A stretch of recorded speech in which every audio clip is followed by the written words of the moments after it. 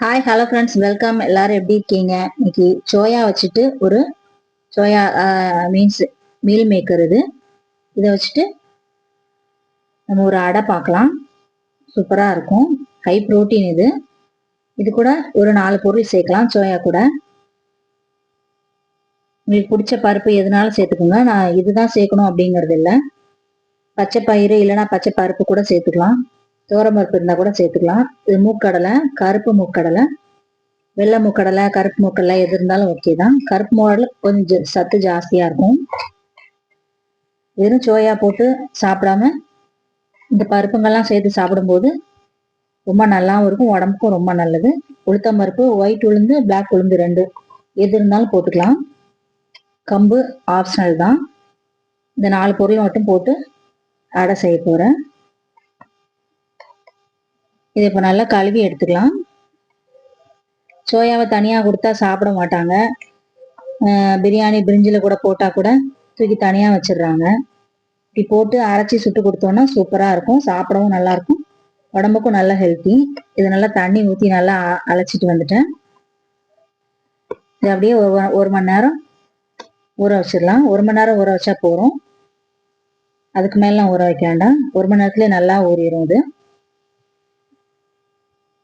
1 மணி நேரம் ஆச்சு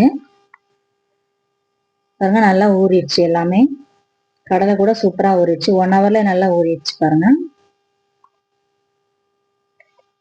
நீங்க இந்த கடலை தான் போடணும் அப்படிங்கிறது இல்லை. நீங்க உளுத்தம்பருப்பு கூட, பருப்பு, சிறுபருப்பு அந்த மாதிரி கூட நீங்க போட்டுக்கலாம். இது 2 தண்ணி ஊற்றி கழுவிட்டு வந்துட்டேன். மறுபடியும் இல்லை மிக்சி ஜாரில் போட்டு அரைச்சிக்கோங்க. அப்போ இந்த சோயா தான் போட்டிருக்கோம் அப்படிங்கிறதே தெரியாது.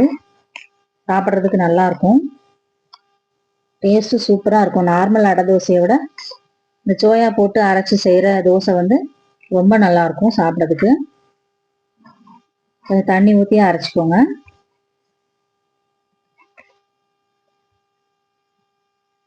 இந்த மாதிரி அரைச்சி எடுத்துக்கலாம் எல்லாத்தையும்.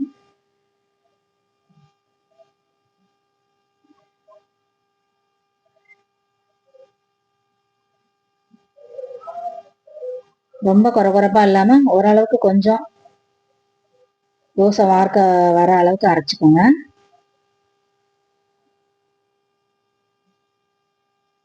எல்லாத்தையுமே போட்டு அரைச்சிக்கலாம். மார்னிங் டிஃபனுக்கு மட்டும் இல்லை, நைட்டுக்கு டின்னர் கூட தோசை சூப்பராக இருக்கும்.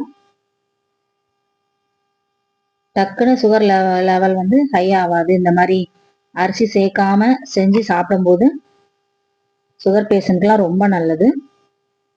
அரிசி போடுறதுனால தான் சுகர் டக்குன்னு ஹை ஆகும், டக்குன்னு ஜீரணமாகி. இது ஸ்லோவாக ஜீரணமாகும். ஸோ சுகர் லெவலும் நம்மளுக்கு ஸ்லோவாக தான் இருக்கும். கொஞ்சம் பெருங்காயத்தூள் போட்டுக்கோங்க வாசனைக்கு. அதோட கொஞ்சம் ஒரு 1/4 ஸ்பூனுக்கு ஜீரகம் சேர்த்துக்கலாம். அரைக்க வேண்டாம், அப்படியே பச்சையாக சேர்த்துட்டா சாப்பிட்றதுக்கு நல்லா இருக்கும். ஒரு 1/4 ஸ்பூன் மஞ்சள் தூள், 1 ஸ்பூன் காஷ்மீர் சில்லி பவுடர் போட்டிருக்கேன். நீங்கள் நார்மல் சில்லி பவுடர் இல்லைன்னா குழம்பு தூள் இருந்தால் கூட ஒரு 1/2 ஸ்பூன் போட்டுக்கோங்க. கொஞ்சம் ஒரு கொத்து கருவேப்பிலை, கொஞ்சம் கொத்தமல்லி இலை அதுவும் சேர்த்துக்கலாம் டேஸ்ட்டுக்கு. ஒரு ஆனியன், பெரிய சைஸ் ஆனியன் எடுத்து பொடியாக கட் பண்ணி வச்சுருக்கிறேன்.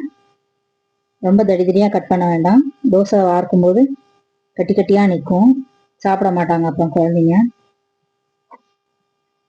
இந்த மாதிரி ரொம்ப சன்னமாக கட் பண்ணி வச்சுட்டு அதில் மிக்ஸ் பண்ணிக்கலாம் மாவில். தோசை வார்க்கும் போது ஈஸியாக வரும் நல்லா.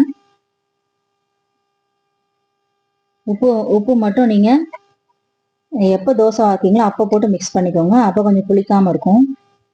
உடனே சுடுறதுனால நான் உப்பு போட்டுக்கிறேன்.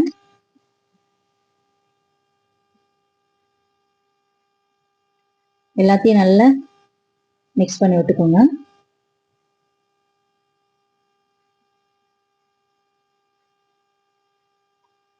சோயெல்லாம் பார்த்தாலே எடுத்து வச்சிருவாங்க பசங்கள்லாம்.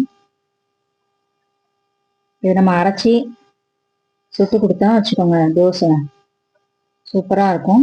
எப்போதும் இட்லி தோசை கொடுத்து போர் அடிக்காம இந்த மாதிரி புரோட்டீன் நிறைஞ்ச அடை தோசை மாவு சுட்டு கொடுத்தீங்கன்னா அரிசி சேர்க்க தேவையில்ல, நல்லாவே வரும் தோசை.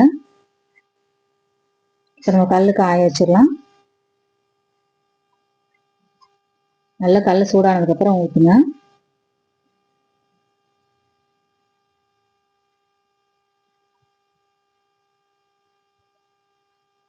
உங்களுக்கு தடியா சாப்பிட பிடிக்கும் அப்படின்னா இல்லை தடியாவே ஊற்றிக்கோங்க. மெல்லிசா கிறிஸ்பா வேணும் அப்படின்னா நல்ல பட்டையா தோசை மாவு எடுத்து ஊற்றிக்கலாம். அதுக்கு தான் ஆனியன் வந்து ரொம்ப குட்டி குட்டியா கட் பண்ணணும் சொல்றது. இல்லைன்னா அங்கங்க மாவோட அப்படியே நிற்கும், திடி திடியா நிற்கும்.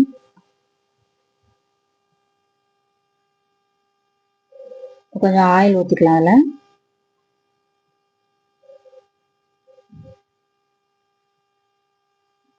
உங்களுக்கு என்ன ஆயில் தோசையை ஊற்றி சாப்பிட பிடிக்குமோ அதை ஊற்றிக்கோங்க.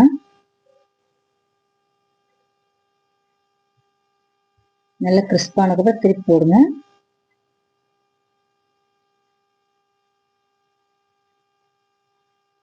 அதுதான் ரெடி ஆயிடுச்சு இந்த புரோட்டீன் அடை.